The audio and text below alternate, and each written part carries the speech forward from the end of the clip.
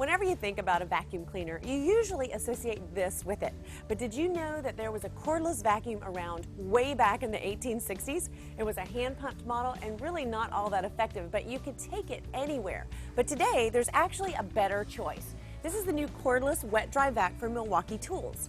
It operates using any of Milwaukee's 18 or 28-volt slide-on batteries in either lithium-ion or NiCad, and it really has a powerful motor that makes for some high-quality suction.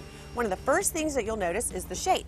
It looks just like a toolbox, which means it's very easy to transport or store. The filter can be washed and you don't have to change it in between wet or dry applications. It even has this little port right here that doubles as a blower. Now, the manufacturer says that you'll get a longer continuous runtime with the 28-volt version, but truthfully, it only amounts to about 15 minutes. Still, that's not too bad because you won't use this to clean your carpet, but it makes an excellent addition to your garage or workshop.